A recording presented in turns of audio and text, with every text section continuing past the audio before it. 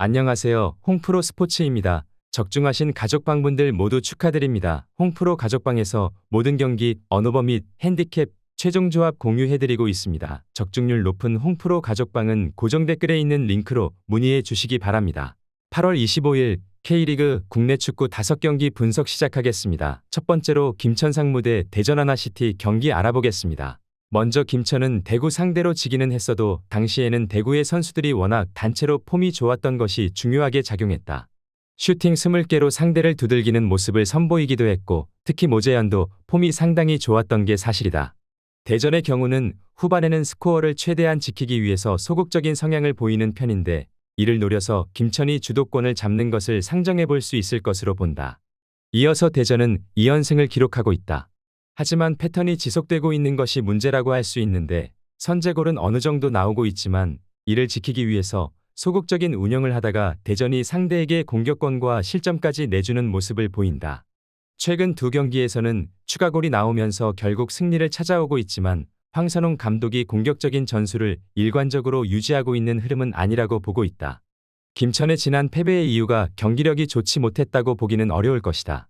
오히려 대전이 공격적인 일관성을 꾸준히 보여주지 않고 소극적으로 운영하는 시점에서는 김천이 주도권을 잡고 몰아치는 것으로 나오게 될 가능성이 높아 보이는 매치다. 김천 상무 승리를 추천합니다. 두 번째로 광주FC 대 울산현대 경기 알아보겠습니다. 먼저 광주는 울산 상대 4연승은 깨졌다. 하지만 1군으로 나선 울산을 2군으로 상대를 했음에도 오히려 경기력에서 좋은 모습을 보여준 점은 상당히 고무적인 기록이다. 특히 에너지 레벨에서 충전을 한 1군 선수들이 출전할 가능성이 높고 시스템의 유기적인 활용이 울산을 상대로 아주 잘 통하는 모습이다. 공간을 넓게 쓰는 특유의 공격성은 울산 상대로 천적에 가까운 모습을 보여주기도 했다.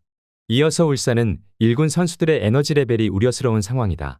사실 이는 수원FC전에서도 드러난 문제였는데 수비진의 황석호와 김영권, 김민우의 나이가 아무래도 노장이라서 기동력이 좋은 선수들에게는 약하다. 인천의 제르소 같은 선수들에게도 울산이 고전하는 편이다.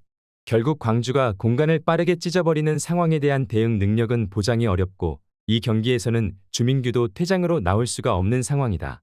광주가 여러모로 유리해 보이는 게 사실이라고 본다. 전체적으로 스피드에서도 앞설 수 있는데 1군 멤버들을 소모한 울산과 달리 광주는 지난 경기 2군으로 나섰다. 시스템의 안정성이나 전체적으로 광주의 전술이 울산에게 잘 통해서 지난 경기 이전까지 4연승으로 울산 킬러의 모습을 보여준 것은 무시하기 어렵다. 광주FC 승리를 추천합니다. 영상은 잘 보고 계신가요? 핸디, 언오버 및 최종 조합 공유받아 보실 수 있는 가족방 입장 방법 알려드리겠습니다. 첫 번째로 영상 하단에 댓글을 클릭해 주세요. 두 번째로 댓글에 링크를 클릭해 주세요. 마지막으로 채팅 참여하기 후 메시지 주시고 답장 기다려 주시면 됩니다. 나가기 하시면 가족방 입장 시켜드릴 수 없습니다. 언제든 편하게 문의 주시기 바랍니다. 세 번째로 수원FC 대 제주 유나이티드 경기 알아보겠습니다. 먼저 수원FC는 지난 울산전에서는 전반 상대의 퇴장의 덕을 본 것은 사실이다. 하지만 안데르손이나 정승원이 상대의 스피드 싸움에서 압도한 만큼 수원FC가 좋지 못한 경기력으로 승리를 가져온 것은 아니었다. 제주를 상대하는 일정에서도 에너지 레벨에서는 우위를 점할 수 있을 것으로 보이는데 제주가 원래 원정에서 약하기도 하고 주중 일정을 소화하고 오는 것이라는 점은 보너스가 될 여지가 높아 보이는 상황이다. 이어서 제주는 지난 경기에서의 성과가 있기는 했다. 제주의 고민인 미드필더에서 남태희와 김주공이 모두 공격 포인트를 기록하게 된 것인데 하지만 뒷심 부족으로 결국 무승부를 기록하게 되었고 그 이후 원정을 간다는 리스크도 상당하다. FA컵 1차전이 홈이었던 상황이라서 제주 선수들이 가지고 가는 피로도가 상당히 높을 가능성이 있다. 수원FC가 기동성에서 앞서면서 울산을 잘 공략해낸 모습이다.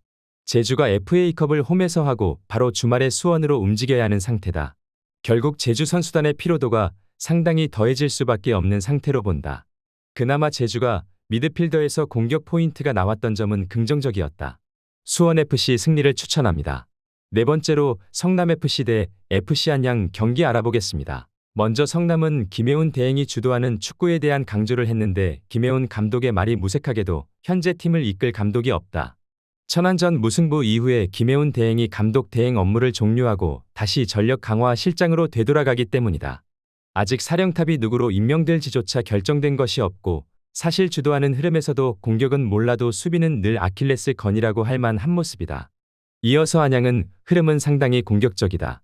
사실 라인을 내리고 플레이를 해도 상대에게 중거리를 자주 주면서 불안정한 모습을 보이기 때문에 차라리 공격적으로 나서면서 화력을 올리겠다는 시도를 하고 있는 것으로 볼 수 있겠다. 다행히 박스 안에서의 결정력이 좋은 선수들이 다수 있는 전력이고 수원 삼성전에서도 지기는 했어도 3개의 빅찬스를 만들면서 선전한 모습이었다. 성남이 아직 지휘봉을 누구에게 맡길지 결정된 것이 하나도 없는 상황이다. 게다가 안양도 상당히 공격적인 흐름을 타고 있는데 성남도 주도적으로 게임을 풀어가는 상황이라면 오히려 수비적인 난조만 더 심해질 가능성이 높아 보이는 것이 사실이다. FC 안양 승리를 추천합니다. 영상은 잘 보고 계신가요?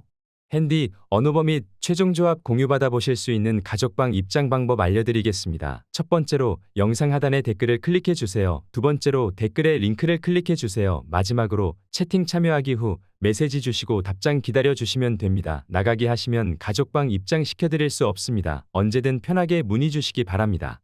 다섯 번째로 서울 이랜드 대 수원 삼성 경기 알아보겠습니다. 먼저 이랜드는 여전히 수비적인 흐름이 좋은 편은 아니다.